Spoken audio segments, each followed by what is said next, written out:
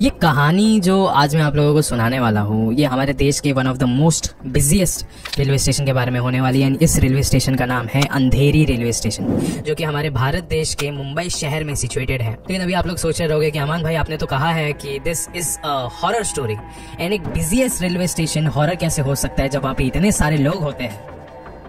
This is the most interesting part of this video. जहाँ पे बहुत ज्यादा लोग होते हैं, जहाँ पे चीजें बहुत हपड़ा दपड़ी में होती है, वहाँ पे हादसे भी बहुत ज्यादा होते हैं, और हादसों से मेरा मतलब है मौत। अब ये वीडियो शुरू करने से पहले ऐसे ही और horror, mysterious and historical videos देखने के लिए सब्सक्राइब कर दीजिए इस चैनल को।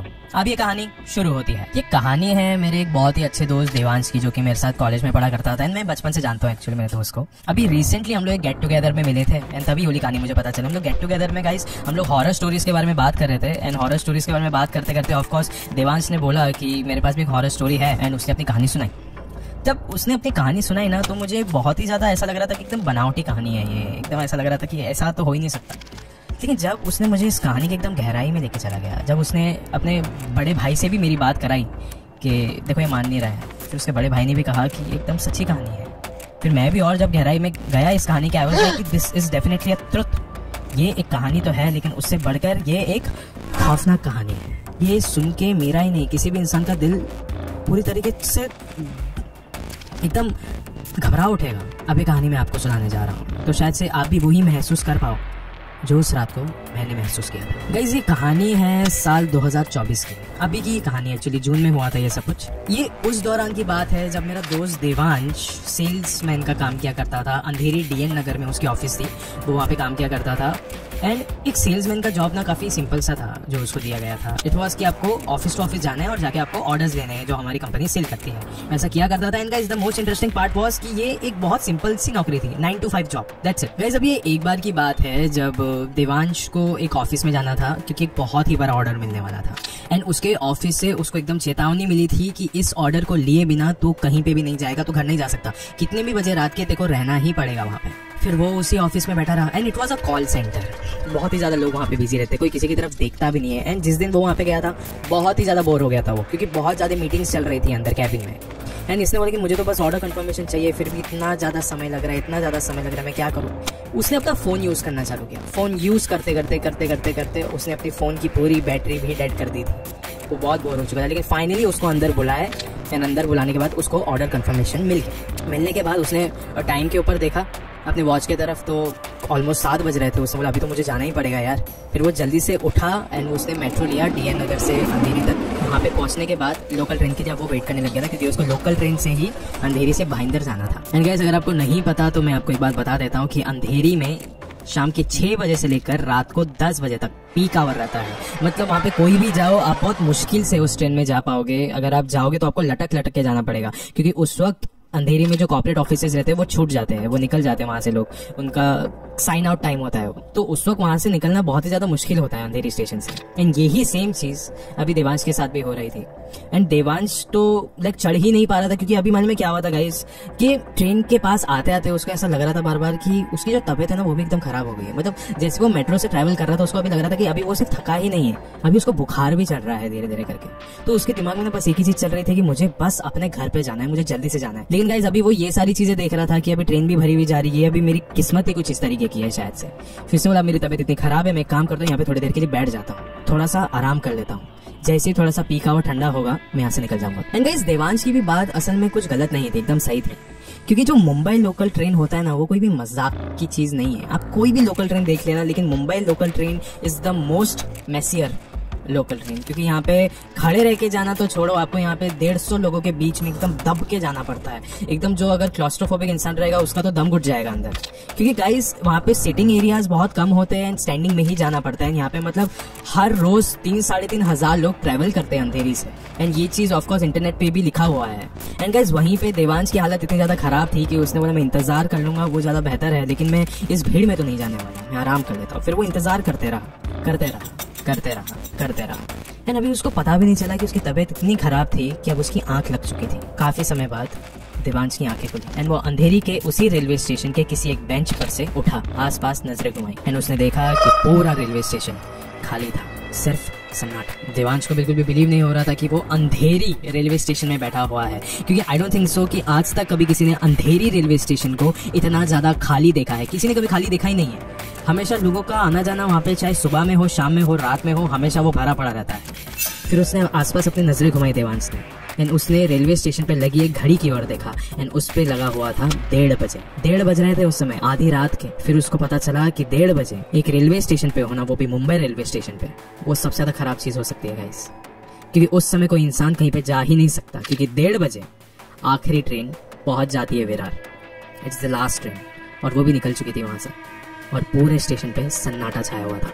एंड गाइस, देवांश एक नॉर्मल सा सेल्समैन था। उसके पास इतने पैसे भी नहीं थे कि वो उबर या ओला कर सके ये सब चीज़ों के।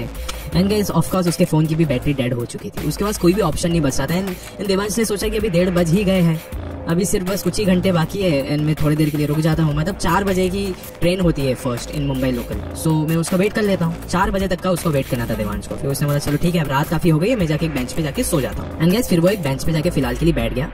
एंड अब ये कहानी शुरू होती है। वो जैसे ही उस बेंच पे बैठा था ना गाइस, उसको बार बार ऐसा लग रहा था कि पीछे से कोई तो उसको घूर के देख रहा है। उसके ठीक पीछे एक पिलर था, एंड उसको बार बार पता नहीं ऐसे क्यों लग रहा था कि कोई तो उस पिलर से उसको झांक झांक के देख रहा है। वो बार बार पीछे पलट के देख रहा था देवांश, लेकिन उसको वहाँ पे कोई भी नहीं दिख रहा था। कम से कम 5 मिनट गुजर चुके थे, उसको अभी तक ऐसा लग रहा था कि कोई तो उसके पीछे खड़ा है, उस पिलर के पीछे उसको घूर घूर के देख रहा है। फिर हार के देवांश ने थोड़ी सी हिम्मत करी, एंड वो गया उस पिलर के पीछे, देखा तो वहाँ पे कोई भी नहीं है। उसको थोड़ी सी राहत मिली। उसे ऐसा लग रहा था कि बस उसका एक वहम था। फिर वो अपने उसी बेंच के पास वापस जाने ही लगा कि अचानक से उसको दिखा कि वहाँ पे 3 लोग बैठे हैं। तीनों के तीनों आदमी थे, एंड वो रेलवे ट्रैक की ओर घूर के देख रहे थे। लेकिन अभी देवांश उनके पास गया ही नहीं। उसने बोला कि मुझे कुछ तो यहाँ पे सही नहीं लग रहा है, ये तीनों लोग बहुत ही ज्यादा एबनॉर्मल टाइप के लग रहे हैं, इंसानों जैसे तो नहीं लग रहे मेरे को। तो फिर उसने मन में क्या किया, उसी के बगल में थोड़े से दूर में वहाँ पे एक स्टोन मेड ऐसी एक सीट बनाई गई थी फुल फ्लैट, जिसके ऊपर वो आराम से लेट सकता था। तो वो वहाँ पे गया और वहाँ पे जाके लेट गया। अब ना कुछ ही सेकंड बाद वो ऐसा लेटा हुआ है आंखें बंद करके, वो सुन सकता था कि वो लोग कुछ तो बातें कर रहे हैं एक दूसरे के साथ। उसने इग्नोर किया, उसने बोला रहेगी कुछ बात कर रहे रहेंगे वो लोग, ठीक है। लेकिन अभी कुछ मिनटों बाद वो बातें सिर्फ बातें नहीं थी, वो तीनों लोग मिलके रो रहे थे, चीख रहे थे। उस पूरे रेलवे स्टेशन में उनकी आवाज़ें गूंजने लग गई थी। देवांश बहुत ही ज़्यादा अनकंफर्टेबल हो गया था। उसकी जो सांसें थी अभी ऊपर नीचे हो रही थी। वो सोच भी नहीं पा रहा था कि मैं अब करूँ तो क्या करूँ। लेकिन उसको उस वक्त तक एक बात समझ में आ गई थी कि ये लोग जो भी है इंसान तो नहीं है। कहीं ये सब कुछ सुनने के बाद फिर भी देवांश ने एक करवट ली, अपने चेहरे को दूसरे तरफ करके वो वहाँ पे लेट गया। थोड़ा वक्त गुजर चुका था, सब कुछ शांत हो गया था। लेकिन अब अचानक से उसके पैर पे कुछ तो टच हुआ। उसने अपनी नजरें अपने पैरों की तरफ करी और देखा कि वो तीनों लोग वहीं पे उसके पास ही बैठे हुए थे, उसकी तरफ देख रहे थे मुस्कुराते हुए। मैंने उससे सिर्फ एक ही सवाल पूछा मराठी में कि तू पण मरशील ना। Guys, this is a Marathi sentence. इसका मतलब हिंदी में होता है कि तू भी मरने वाला है ना। ये सब कुछ सुनने के बाद देवांश बहुत ही ज्यादा डर चुका था। वो एकदम कांपते हुए वहां से अपना बैग लिया एंड वहां से दूर भागा। भागते भागते उसने रेलवे ट्रेन के एक घड़ी की तरफ देखा, वहां पे लिखा हुआ था 1:30 बजे। इतना वक्त गुजर चुका था उस लोकल ट्रेन स्टेशन में, लेकिन फिर भी वापस से वहां पे सिर्फ और सिर्फ 1:30 ही बज रहे थे। It was a shock. अभी के लिए देवांश को ऐसा लग रहा था कि ये सब कुछ सपना है, ऐसा कुछ भी नहीं हो सकता। लेकिन हकीकत में देवांश उस पूरे स्टेशन में अकेला था, उसकी मदद करने वाला भी कोई भी नहीं था। फिर भी वो भागते भागते उस रेलवे स्टेशन के टिकट काउंटर के पास पहुंचा। लेकिन फिर वापस से उसके पीछे से उसको एक आवाज आई, अरे सांग ना, तू पण मरशील ना। सुनने के बाद देवांश ने पीछे मुड़कर देखा कि वो ही तीनों उसके ओर भागते हुए आ रहे थे। देवांश ने अभी ये सब कुछ सुनकर अपनी आंखें बंद कर ली थी, लेकिन उसको वापस से एक और एक चीज मराठी में सुनाई दी थी, जिसका मतलब हिंदी में होता है कि हमारे पास आ जा, हम लोग सिर्फ मुड़ते ही तो है, सिर्फ मर चुके हैं, हम तुझे कुछ करेंगे नहीं। ये सब कुछ सुनने के बाद ऑफकोर्स ऐसे समय पे इंसान को सिर्फ भगवान ही याद आएगा। देवांश को भी आ रहे थे। उसको थोड़ा बहुत हनुमान चालीसा याद था, उसने वो पढ़ा एंड वो पढ़ते पढ़ते वहीं पे बेहोश पड़ गया। सुबह सुबह देवांश की आंखें खुली एंड उसको एक सफाई वाले ने असल में उठाया था। वो जो टिकट काउंटर था उसके कोने में जाके वो बेहोश हो गया था। उसको उठाया एंड उसने वक्त की तरफ देखा तो टाइम पे 5 बज रहे थे। वो भागते हुए ट्रेन के पास गया, उसने अपनी ट्रेन पकड़ ली भाईंदर के लिए। फाइनली वो पूरे समय बस एक ही चीज सुन रहा था, वही चीज उसके कानों में गूंज रही थी कि ये सारी चीजें हुई है कि नहीं है, क्या ये सिर्फ मेरा सपना था। एंड फिर फाइनली भाईंदर रेलवे स्टेशन आ गया। अब वो बस उतरने ही जा रहा था कि उस गेट के पास, उस डोर के पास, उस दरवाजे के पास वो ही तीनों खड़े थे एंड उन्होंने वापस से वो ही सवाल पूछा कि तू पण मरशील ना। मतलब तू भी मरने वाला है ना। लेकिन गाइस इस बार देवांश भागते हुए, उन तीनों को छोड़ते हुए वहां से भागा एंड अपने घर की ओर भागा। सीधा अपने घर के अंदर गया एंड जाके उसने करण, उसका जो बड़ा भाई था, उसको जाके ये सारी बातें बताई कि ये सारी चीजें हुई है भैया मेरे साथ, मैं क्या करूं। करण ने फिलहाल के लिए उसको थोड़ा सा शांत कराया, उसको बोला कि भाई तू थोड़ी देर के लिए सो जा, हम सुबह उठ के देखते कि क्या होगा यहाँ पे, थोड़ी देर के लिए सो जा। अगले ही दिन दोपहर और शाम के बीच में वो लोग एक मंदिर के पास गए, वहां पे पुजारी को ये सारी बातें बताई, लेकिन पुजारी ने भी कोई ऐसा एकदम डायरेक्ट चीजें कुछ ऐसी बताई नहीं कि ये सब चीज क्यों हुई है एंड हमें क्या करना चाहिए। बस वो लोग इतना ही कह रहे थे कि हनुमान चालीसा याद रखो, पूजा पाठ करो वगैरह वगैरह, सारी चीजें ही बोल रहे थे। कुछ भी ऐसा ढंग की चीज उनको नहीं मिल रही थी कि मैं अब ये चीजें निकालू कैसे अपने दिमाग से। पूजा पाठ तो मैं कर लूंगा, लेकिन उसको डर था कि वही तीनों उसको वापस से ना मिले। फिर कुछ देर बाद देवांश के बड़े भाई करण को एक चीज याद आई कि बहुत सालों पहले अंधेरी में ही उनका एक दोस्त लाइक नाइट टेक्नीशियन का काम करता था for error and technical problems वगैरह वगैरह। एंड फाइनली फिर वो दोनों देवांश एंड करण उसके दोस्त के पास चले गए। उसके दोस्त के पास जाने के बाद उन्होंने ये सारी बातें बताई कि ये सारी चीजें हुई हैं। उसके दोस्त का नाम सनी था बाय द वे।